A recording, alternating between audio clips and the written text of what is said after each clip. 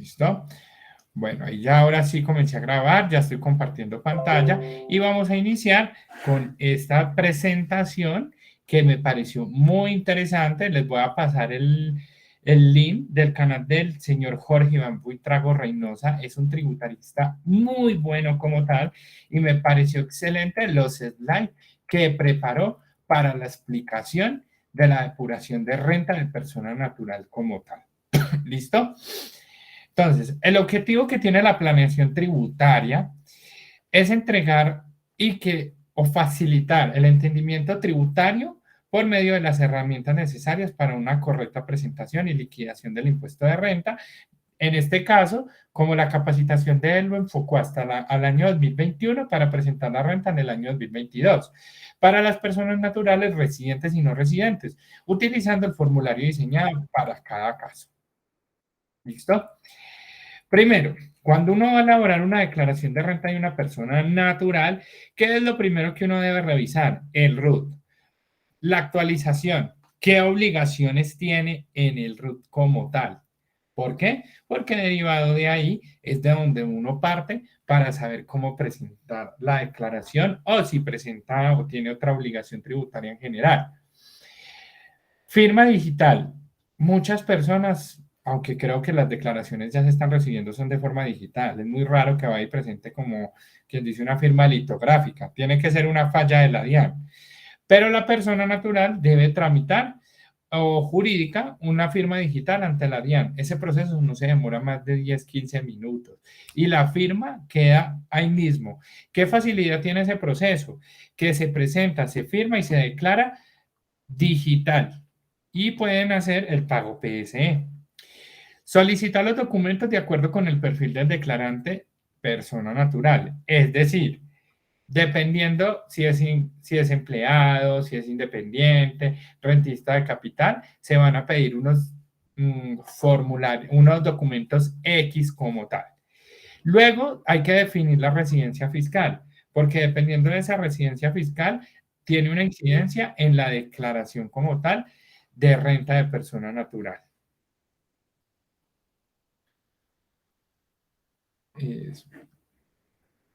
Espérenme un momento. Reviso algo acá.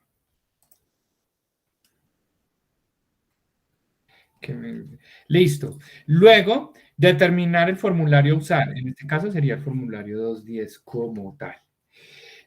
Luego vamos a revisar la fecha máxima de presentación. Ojo, nunca se dejen coger la tarde con la presentación de una declaración. ¿Por qué? La página de la DIAN es engañosa. No carga, no deja diligenciar o en el peor de los casos no deja firmar ni presentar. Y declaración no presentada, el siguiente día empieza a cobrar intereses moratorios como tal y sanción por extemporaneidad. Porque para que ellos acepten un error es muy difícil, la verdad. Y generar el reporte de la exógena. Ojo, como consejo. Esto tiene que ver con una planeación tributaria para persona natural. No realicen una declaración de renta de una persona natural solo con el reporte de la exógena. Este reporte de la exógena tiene que cruzar con los documentos solicitados del perfil de declarante a ejecutar o a presentar. Entonces tenemos a continuación el tipo de rentas como tal. El principio de renta mundial señala que toda persona domiciliada o residente en un país pagará un impuesto a la renta por todo tipo de ingresos, sean de fuente doméstica o extranjera. Tenemos la renta territorial, también denominado fuente interna. Esto implica que solo tributarán por estos impuestos las rentas generadas en el propio país y no las generadas en el extranjero. Ahí es donde viene la evaluación de la residencia fiscal. ¿Listo? Tenemos la ubicación tributaria de las personas naturales. Por su clasificación, tenemos por su naturaleza, por su nacionalidad y por su residencia. ¿Listo? Tenemos unas personas físicas que son las personas naturales, sucesiones ilíquidas, donaciones y asignaciones, por parte de su naturaleza. Por parte de su nacionalidad, pues tenemos nacionales extranjeros. Y por su residencia, residentes fiscales o no residentes fiscales. ¿Qué se entiende como residencia fiscal? La residencia fiscal consiste en la permanencia continua en Colombia por más de 183 días calendario. ¿Qué pasa? ¿Por qué la DIAN habla de calendario? Es muy común uno escuchar términos como, ay, voy a salir a vacaciones o tengo 15 días hábiles para pagar X producto. Resulta que cuando hablamos de días hábiles, muchas veces se cuenta de lunes a viernes, no se cuenta sábado y domingo. Para la DIAN, los 183 días se cuentan de corrido. ¿Qué quiere decir? Festivo, domingo y sábados. Por eso cuando la DIAN envía un requerimiento como tal, y el requerimiento llegó el lunes, el viernes, 4 de la tarde, y hay 8 días para presentar, comienza sábado y domingo a contar. O sea que al siguiente viernes ya serían 7 y tendríamos que dar respuesta de ese sábado en 8 como tal.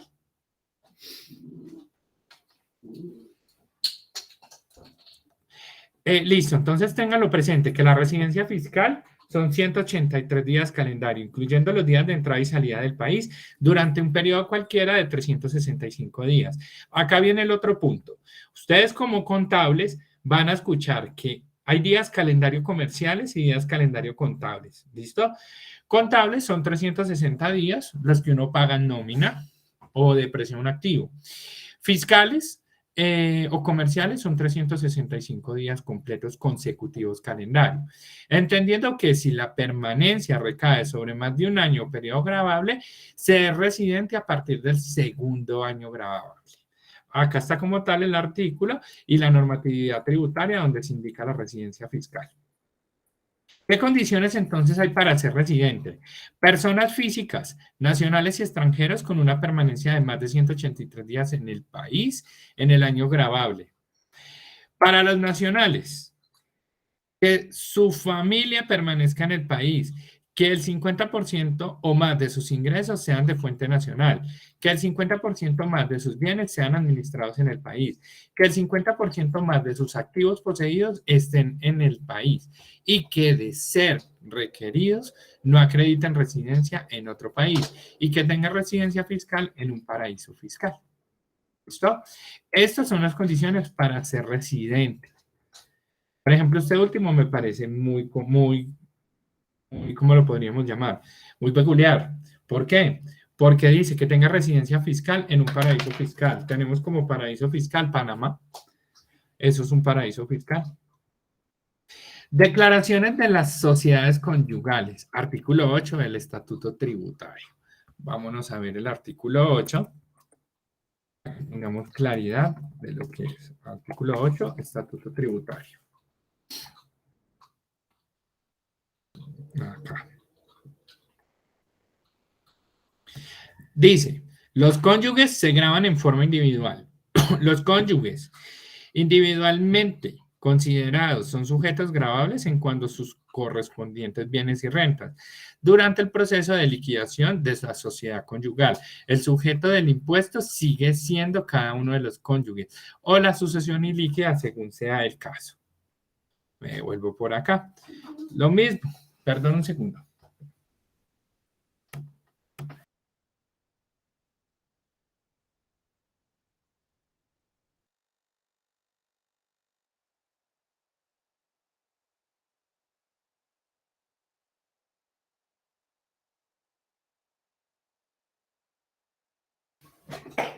Qué pena, ya volví, es que tengo un pequeño cachorrito y queda un poquito de suerte. Listo. A ver.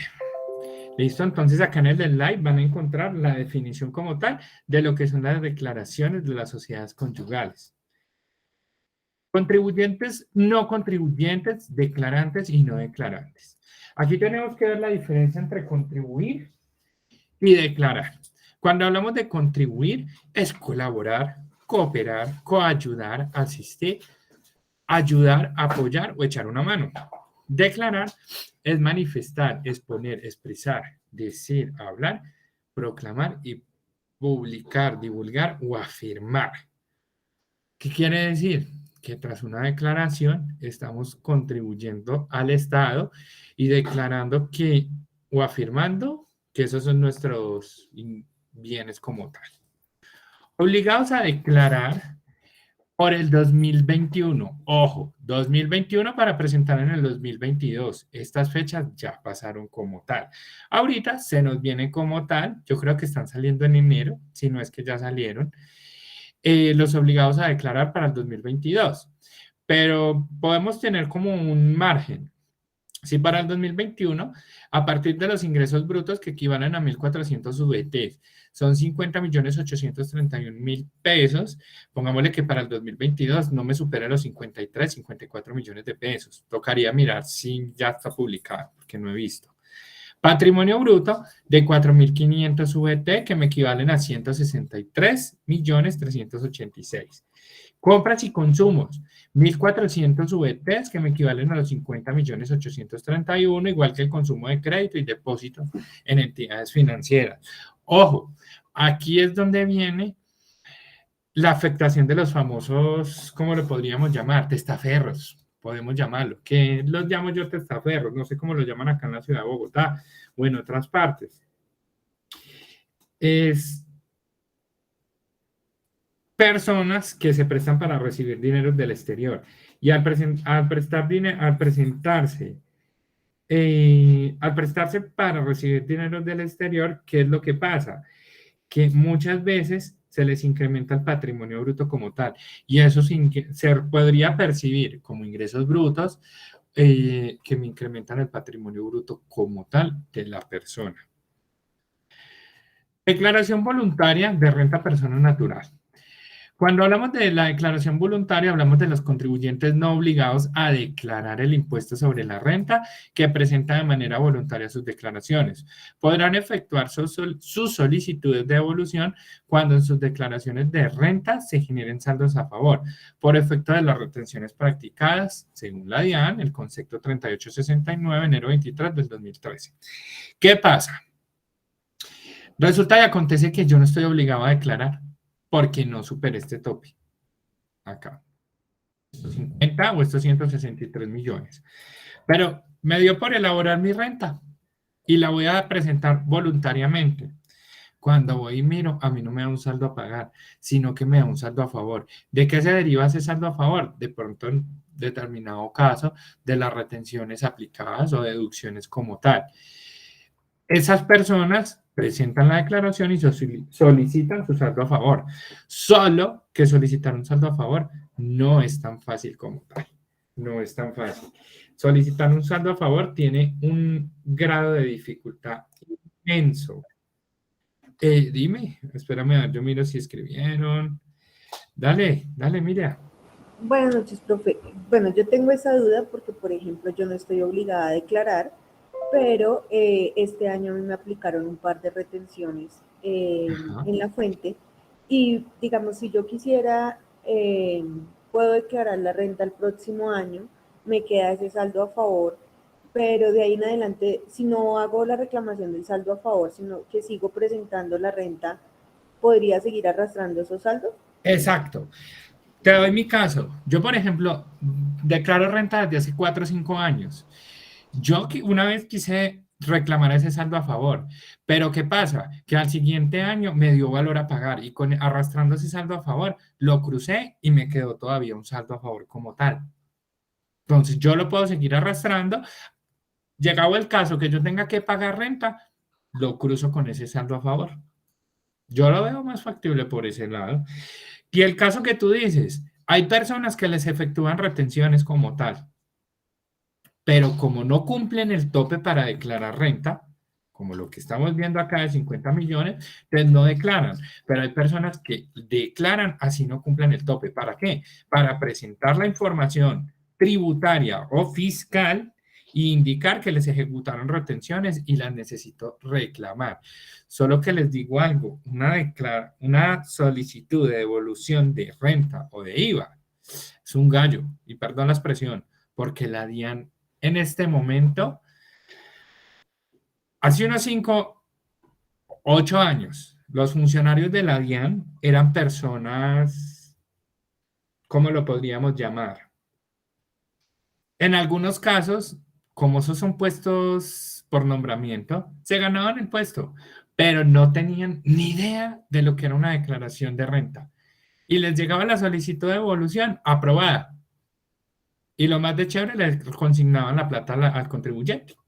En este momento hay funcionarios de la DIAN que están siendo muy buenos y muy cuchillas para solicitar esos saldos. Y empiezan a hacer su inspección. Entonces, por ejemplo, si yo digo, es que a mí la CUN me hizo retención, listo, me hizo retención, solicité el saldo a favor. ¿Y qué pasa? La DIAN va a llamar a la CUN o va a llamar al contribuyente y le va a decir, venga, mándeme un documento donde a mí me indique que la CUN le está certificando las retenciones ejecutadas como tal. Están muy ariscos con entregar saldos a favor. Profe, pero como para que me quede más claro el tema, digamos, yo no tengo, por topes no aplico para declarar, pero Ajá, digamos que yo el próximo año declaro porque sé que voy a tener unos saldos a favor.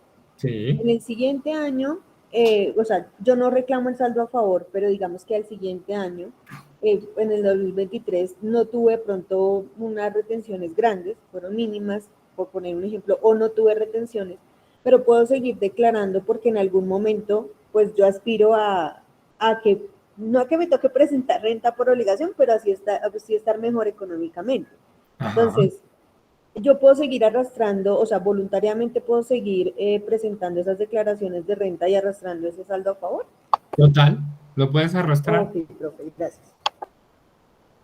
Y miren, ¿qué expectativa se tiene con una declaración de renta de manera voluntaria? En mi caso, antes de pandemia yo fui independiente casi 2, 3 años. Cuando fui a solicitar un crédito, yo no había presentado renta. Y resulta que la renta es como nuestro historial financiero para un banco. Entonces, desde ahí, dime, Alberto. Buenas noches, profe. Tomando el ejemplo de la compañera, pues entiendo que es un caso simple de retenciones. Digamos, en este caso, la DIAN, ¿qué soportes como tal le solicitarían a la compañera en el caso de ella hacer su solicitud de saldo a favor? ¿Solo los certificados de retenciones o qué más le pueden inspeccionar? Certificado de retenciones y hasta la cuenta de cobro que pase. Y Ya. esa cuenta de cobro tiene que ir anexada con la seguridad social y la seguridad social tiene que estar sobre el 40% y esa seguridad social la cruzan con la UGPP. Ok. O sea, en este caso no sería tan engorroso. Depende de la persona. Les cuento que yo he tratado de solicitar devoluciones de 1,5 millones, 2 millones de pesos. Ay, lo hice 3 veces y me cansé. Me cansé porque lo que piden es cosas que uno dice, venga, ¿y dónde? ¿De dónde? ¿De dónde? Señor, Michelle Sofía, perdón, dime. Profe, pero yo digo que, o sea, en vez de reclamarlo, sería mejor dejarlo ahí y seguirlo arrastrando como saldo a favor, ¿no? Yo digo que en algún momento llegará ese momento, o sea, como usted está diciendo, que usted lo necesite y que en vez de que le dé a pagar, le siga dando a favor. Es mejor que le siga dando a favor y no que le dé a pagar. Y a largo plazo es Exacto. bueno.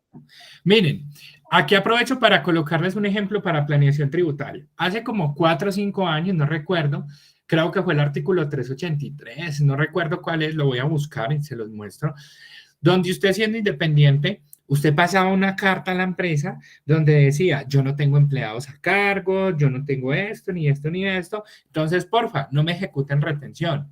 Muy chévere. Muy rico, porque si yo cobro 3 millones de pesos y mi retención es del 10 o el 11%, me retendrían 300.000 pesos, si no me equivoco, ¿sí? O 333.000 pesos. Vamos a ver, yo hago la cuenta acá. Pero como la persona dijo que no, listo, chévere, sus ingresos van a ser muy altos. Al ser muy altos, esa persona no va a tener retenciones que compensar en la declaración de renta. 3.300.000, me hace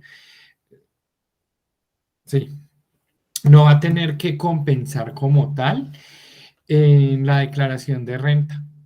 Entonces ahí es donde uno tiene que aplicar financieramente y tributariamente una proyección fiscal independiente para uno.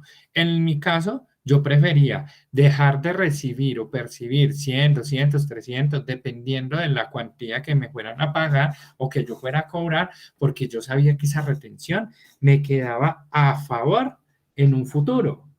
Y al quedarme a favor en un futuro, ¿qué pasa? Que en cualquier momento o yo la puedo reclamar o en su debido caso la cruzo, en el caso que me saldo a pagar. Y así fue. Yo empecé a solicitar que me hicieran retención y ese es el saldo a favor que tengo casi desde hace 4 años. ¿Hasta cuándo me va a durar? No sé, no sé, no sé hasta cuándo me va a durar de pronto ese saldo a favor, pero eso me ha ayudado.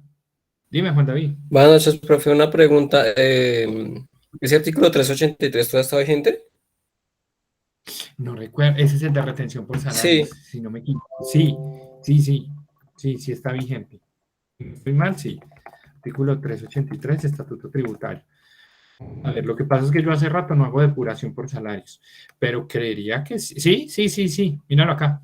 Míralo acá. Dice, Ok. la retención en la fuente aplicable a los pagos gravables efectuados a las personas naturales o jurídicas, las sociedades de hecho, las comunidades organizadas y las asociaciones ilíquidas originadas de la retención laboral o legal y reglamentaria, y los pagos recibidos por concepto de pensiones de jubilación, invalidez, vejez de sobrevivientes y sobre riesgos laborales de conformidad con lo establecido en el artículo 206 de este estatuto.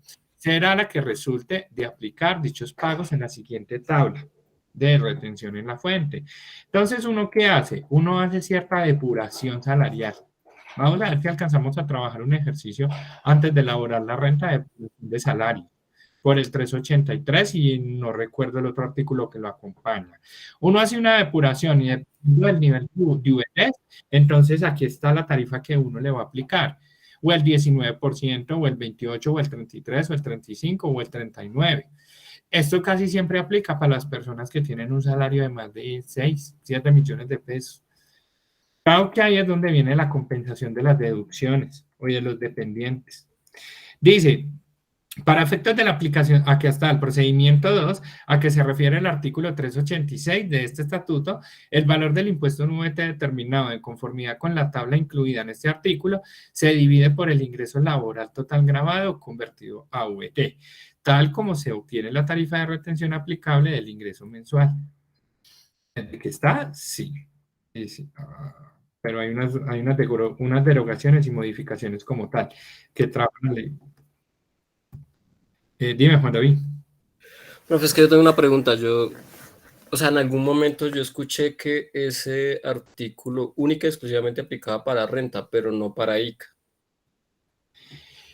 Por el comentario que dice ahorita, para la retención de ICA, de que uno colocaba en la cuenta de cobro que no le hicieran retención.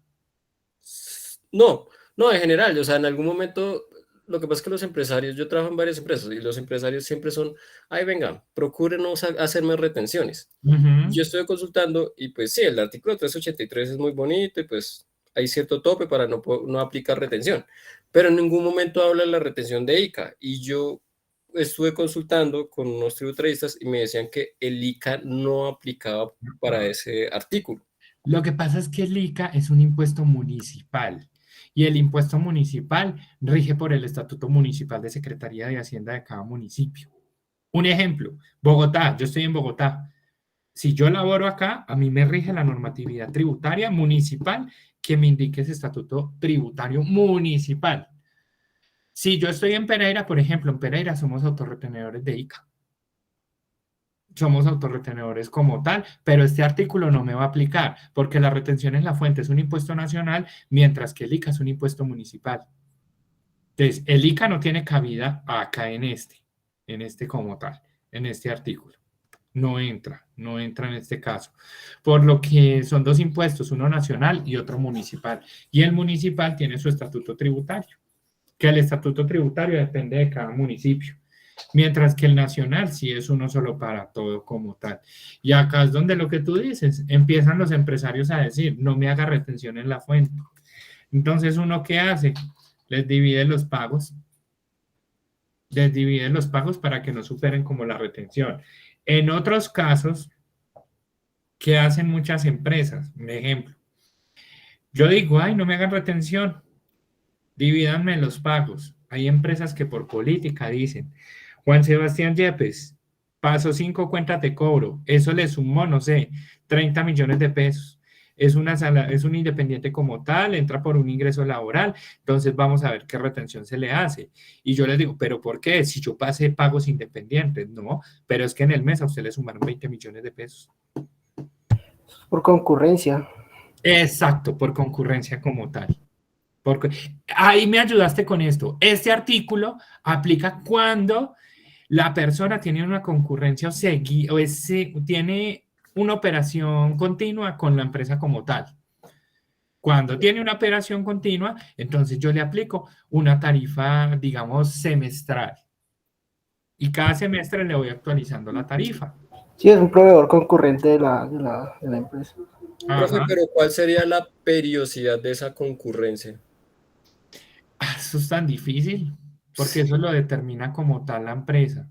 Para mí, una concurrencia como tal es que yo tenga que el contratista o la persona a mí me preste un servicio más de 20 veces en el año. 20 o más de 20 veces en el año. Pero he conocido casos donde con 4 o 5 veces que preste el servicio, con eso ya es concurrencia para la persona.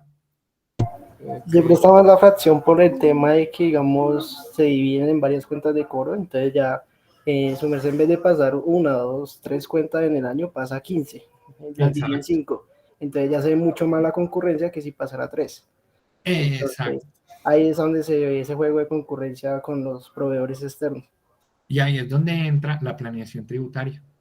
Que Sí. miren que la planeación tributaria, a pesar de que estamos hablando de una persona natural, se está juntando la parte de la jurídica. ¿Por qué? Porque la jurídica es la que tiene que hacer el cálculo de retención a la persona natural como tal y definir si ese proveedor o esa persona es concurrente o no es concurrente para aplicar este artículo 383. Profe, y este artículo no exonera de la presentación de la planilla sobre el 40%. No, la planilla sí es un requisito como tal. Hay un artículo, esperen, yo miro, que si hay una exoneración de la planilla. ¿Cuándo debo presentar la planilla de seguridad social al pasar cuenta de cobro? Si no estoy mal y no lo han cambiado, mírenlo acá, si el pago mensual que se hace a un contratista es inferior a un salario mínimo, el contratista no está obligado a acreditar los pagos de seguridad social. Pero ojo, por una cuenta de cobro en el mes. Pero si el contratista a mí me pasa 2 cuentas de cobro o 3 que me sumen 3 millones de pesos, en el momento en que yo presente como persona jurídica por parte de la renta esa deducción, la DIAN me la va a aceptar. Listo.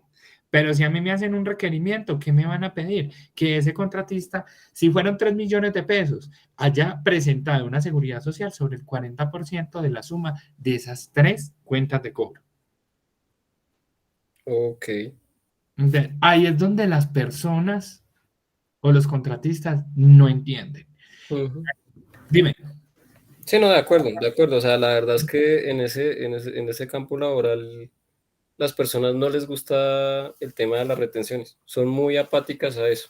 Ajá, pero por una mala asesoría tributaria. Por una mala asesoría tributaria. Si tuvieran un buen contador, les diría, deje que le hagan retención. Son 100, 200, 300 que va a dejar de percibir hoy, pero cuando declaremos renta, esas retenciones va a ser a favor suyo. ¿Por qué? Porque resulta que si acá tenemos un tope de 50 millones de pesos, ¿qué va a pasar? Cuando suba como persona natural, la DIAN a mí me va a empezar a inspeccionar. Entonces, la DIAN, ¿qué hace si yo llego a solicitar el saldo a favor? Llamo a X empresa que lo hayan reportado en la exógena y le digo, venga, por favor, me puede enviar todas las cuentas de cobro que envió el señor X con el anexo a su seguridad social. Y uno, como contribuyente, así el requerimiento no sea para mi empresa, la DIAN a mí me está exigiendo que yo debo demostrar los documentos que me pasó esa persona. ¿Por qué? Porque la DIAN que comienza a verificar las cuentas de cobro que pasa, si eso que está reportado concuerda con la declaración de renta que presentó el señor o la señora como tal. Porque hay muchas personas que olímpicamente, sí, meten la deducción en la renta o meten aportes en la planilla presentados hipotéticamente. Son de buenas si la DIAN lo requiere y les va peor, porque la sanción, la corrección y la presentación a la UGPP, eso es un lío jurídico inmenso, porque ahí estamos evadiendo como tal la obligación de presentar obligaciones tributarias correctamente. Entonces, mira que si hay un artículo hasta 1.000.000 de pesos, pero en lo personal eso afecta. ¿Por qué? Si yo tengo para una empresa y asesoro contablemente y cobro 800, listo. Pero ¿qué pasa si yo asesoro 10 empresas? En el mes van a ser 8 millones de pesos. Igual, de igual forma, yo tengo que pagar, para mi concepto, el 40% de seguridad social sobre esos ingresos. Porque es que una cosa es que yo pase la cuenta de cobro a X empresa como tal, inferior a un salario mínimo, y otra cosa es la sumatoria de los ingresos que yo voy a presentar en la renta como tal. Dime, Alberto. Profe, una pregunta, ahí con el tema de la seguridad social, digamos una cuenta de cobro de 5 millones y realizan la seguridad social sobre 1 millón o un salario mínimo, ¿se puede? ¿Válido? ¿Por cuánto? ¿Por 5 millones? Sí. Y presentan una seguridad social sobre 1 millón. No. Ay, es que no me acuerdo cuánto es la carga prestacional para la seguridad social. Si no estoy mal, sería el 12.5, el 16 y lo mínimo de ARL como tal. Miremos a ver. Ok. Miremoslo a ver, hagamos como un cálculo acá, como así, porque no lo tengo muy claro. Si son 5 millones de pesos, por el 40%, yo debo declarar sobre 2 millones de pesos o presentar mi planilla sobre 2 millones de pesos. Y si no estoy mal, esos 2 millones de pesos los tengo que multiplicar por el 12.5, sería 16, como por el 30, como Pues, por el por el 31%. 33, ¿no Me es, profe? equivoco. Qué pena. Por el 33, no recuerdo en este momento. 2 millones por el 33%. Según eso, me da 660.000 pesos que yo debo de presentar y cotizar la seguridad social. Entonces, si él presentó seguridad social por 1 millón de pesos, no hay ningún problema porque está superior a la base que me exige legalmente como tal para la ley. Y estoy cumpliendo con los requerimientos de la DIAN para tomarme esa deducción en mi renta como persona jurídica. Y para mí como persona natural, pues estoy cumpliendo con lo estipulado en la ley. Sí, profe, pero si pago eso, porque si la base es 1 millón, ahí no está dentro de los topes. Ah, bueno, si la cuenta de cobro es 1 millón exacto. Digámoslo así, si la cuenta de cobro es 1 millón exacto, ¿o qué me quieres decir? Lo que pasa es que el compañero dijo que una cuenta de cobro de 5 millones y que pagó sobre 1. O sea, si pagó sobre base 1, Ah, ok. eso fue lo que yo le entendí. Si pagó sobre base 1, pues no, claramente no está No, cumpliendo. no está cumpliendo, no está Exacto, cumpliendo. eso es lo que dijo el compañero, o sea, si la cuenta de cobro es de Ah, 5 ok. millones, pero la persona paga planilla por sobre 1, ¿es válido? No, no es válido, no es válido. Válido y no válido. ¿Qué pasa? Que tú como contador de la empresa, llamémoslo así, dale, Sofi. Profe, qué pena contigo interrumpirte. En cuanto a Tranquila. lo de el cálculo de la carga prestacional, el ARL pues sí depende mucho del nivel de riesgo en el que se encuentre la persona, pero Sí. más o menos entre ARL y salud y pensión es como el 33-34%. A ver, ya O sea, 12 el total. el 16 Ajá, vendría siendo un 28.5. Sí, y creo sí. que ARL podríamos colocarle como el 1%. No recuerdo las tarifas como tal de ARL, como tal, pero sí, vendría siendo casi un 33%, porque creo que ahí le suman unos aportes, si no estoy mal, Ay, no me acuerdo si hacen o caja de compensación, pero Sena y CBF ajá, y Sena y CBF y caja de compensación. ajá, entonces a eso lo suman. Sí. Entonces, no, pues ante eso, gracias. Ahí digamos que no tenía claridad de ese porcentaje. Retomando lo que dice el compañero, lo del 1.000.000 de pesos, no estaría cumpliendo. Y es válido y no es válido. ¿Qué pasa? Voy a compararles Bogotá con Pereira. Bogotá tiene aproximadamente, según he visto, como 4 o 5 sedes de inspección de la DIAN. Pereira tiene una sede nomás, donde nos inspeccionan.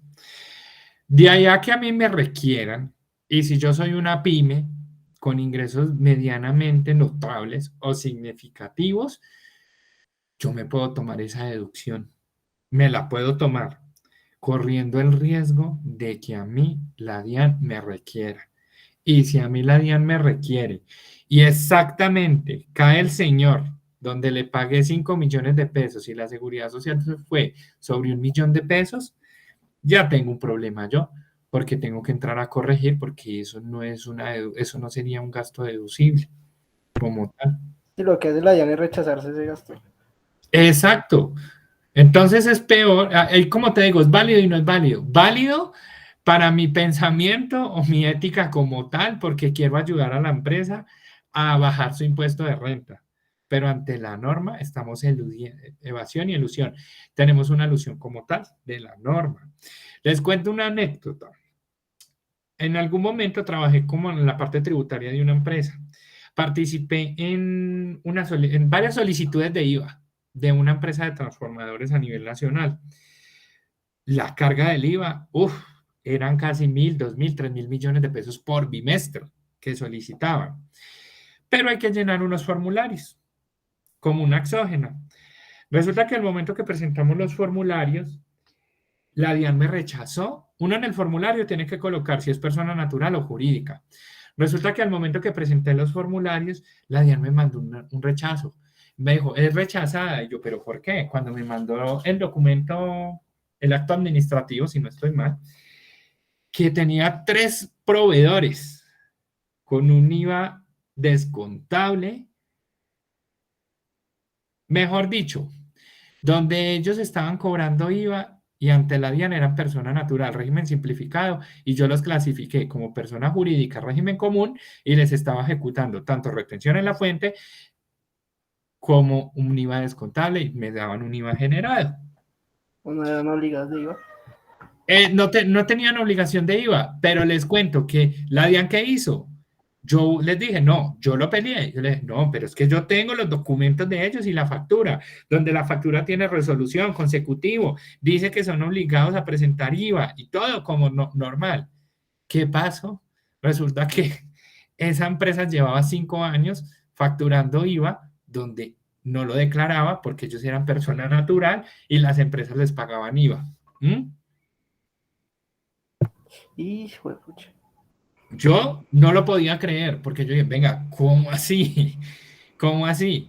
¿Qué pasó? Que mi solicitud de IVA le prendió una alarma a la DIAN y lo requirieron a ellos. ¿Por qué? Porque llevaban 5 años teniendo operaciones solo con nosotros, no sabemos con cuántas otras empresas tenían operaciones como tal, pero solo con nosotros llevaban 5 años y las compras eran altas como tal y eran significativas. Nos bajó un poco la devolución porque tocó hacer la corrección y no se logró incluir ese IVA descontable como tal, pero nos ganamos la devolución. Primero, la DIAN nos dijo, ojo, es que es obligación, y aquí digamos me voy a meter en el tema de auditoría tributaria en la clase que sigo, es obligación de una entidad solicitar el RUT y actualizar la base de datos de sus terceros. Pero para una empresa que era un gran contribuyente autorretenedor, y cuando la empresa es gran contribuyente autorretenedor, ¿eso qué quiere decir? Que el volumen de facturas es tan alto que le dieron la calificación de autorretenedor, porque de ahí deriva, digamos, una explicación de por qué es autorretenedor. Al tener un volumen de ingresos y un volumen de facturación tan grande, cuando se va a solicitar la exógena, digámoslo así, se pierde tiempo solicitando certificados que no van a llegar. Entonces yo mismo me hago la autorretención, yo mismo la presento y ya lo que hago es solicitar los certificados a los demás como para tener una constancia. Pero en ese caso que les cuento del IVA, se presentó la solicitud de devolución y cayeron esas 3 personas en un bimestre. Y de ahí en adelante nos tocó sacarlos en los demás bimestres a presentar, porque si no la DIAN en el prevalidador de ellos no lo rechazaban. Entonces son cositas que en planeación tributaria hay que tener presente. Y según la DIAN que hay un artículo donde dice que es obligación de la empresa solicitar el RUT y mantenerlo actualizado y verificar la obligación tributaria. Yo como auditor... Creo que en el RUT hay uno se da cuenta en el RUT del proveedor uno se da cuenta de las cualidades y las responsabilidades. Claro. Entonces, según la DIAN, decía, eso no es excusa de que ustedes me digan que no sabían, que porque tenían la factura. Si ustedes tienen la factura y tienen el RUT y en el RUT no me cruza y no tienen la obligación de tener IVA, cobrar y pagar, y en la factura sí lo tiene, pues muy sencillo, no hago negocio. No hago negocio, pero es que solo imaginen el movimiento donde un bimestre eran casi 2.500 millones de pesos de devolución o la solicitud. Entonces, imagínense en el volumen de esa empresa como tal, para decir que se iba a presentar, iba a verificar tercero por tercero. Después de eso, pues tocó implementar y se empezó a revisar tercero a tercero, verificando que la obligación tributaria del RUT si fuera coherente con lo que se estaba reportando, porque si no, pues nos iban a rebotar las solicitudes como tal. Entonces, bueno, chicos, para seguir acá con el tema, gracias por la participación. Tenemos el punto de los certificados de ingresos por el artículo 594, el cual dice que los certificados de ingresos y retenciones reemplazan la declaración para los asalariados no declarantes. Digamos que cuando terminamos el año como tal, la empresa a uno le debe de otorgar un certificado de ingresos y retenciones donde le indican como el salario que uno ganó. Para los asalariados no declarantes, el certificado de ingresos y retenciones, con el cumplimiento de los requisitos señalados de las normas legales, reemplaza todos los efectos de la declaración del impuesto sobre la renta y complementarios. Sería como un sustituto. Resolución 12761 del 2011 establece los obligados a presentar declaraciones virtuales al ingresar al portal con una emisión de firma electrónica. Aquí ya entramos al nuevo sistema cedular, que es el que vamos a trabajar. Bueno, acá en este anterior slide, lo único que nos interesa es por dónde la resolución por la cual trae la emisión de la firma electrónica como tal. Y ojo, esa firma electrónica estaba ya para Secretaría de Hacienda en el ICA. Muchas secretarías de Hacienda ya no aceptan firma litográfica, sino que ya es firma digital, porque muchas veces estaba presentando incoherencias como tal, o conozco casos donde el banco recibía la declaración y por no tener la firma litográfica en ese entonces, no quedaba como no presentada. Ya entramos entonces acá a lo que vamos a iniciar en este archivo, donde vamos a trabajar ya dentro de 8 días la parte teórica con la parte técnica como tal, y vamos a empezar a hacer la depuración como tal, renta por renta de las cédulas que tenemos acá, con un ejercicio, donde vamos a ver las rentas de trabajo de capital y no laborales, que es la cédula general, cédula de pensiones, dividendos y participaciones y ganancias ocasionales.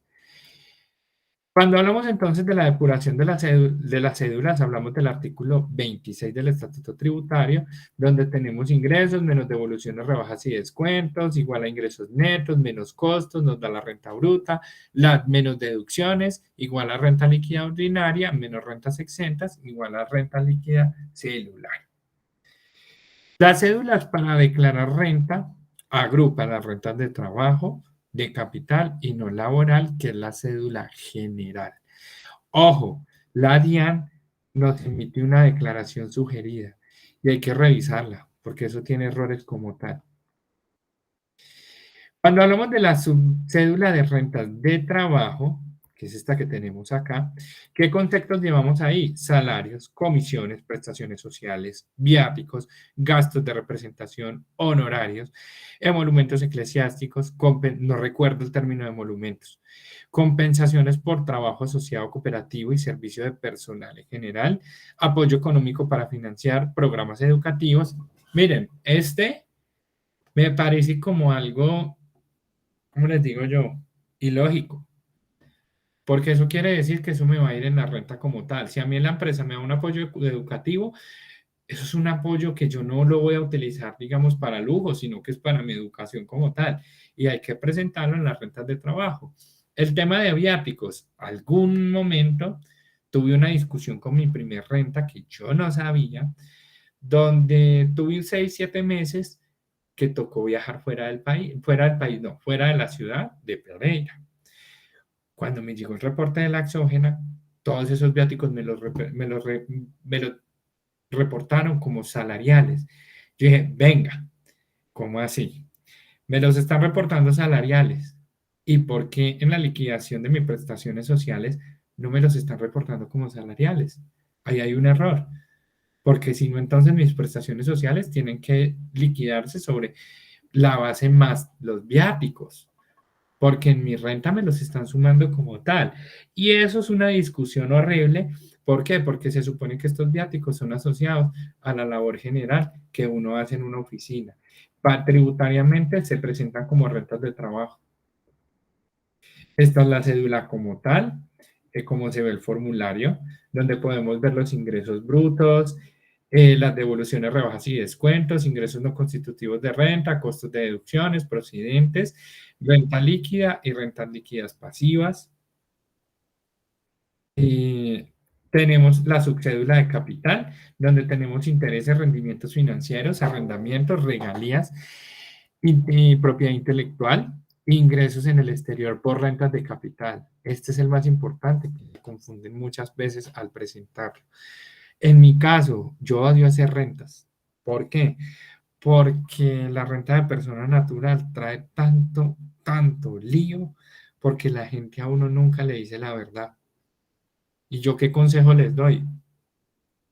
Si van a tener un cliente como persona natural, que les firme un documento con la entrega de la documentación y lo que ellos dijeron, que en algún momento llega un requerimiento de la DIAN, tengamos firmado que eso fue lo que la persona me entregó, porque es muy difícil obligar a la persona que me diga la verdad.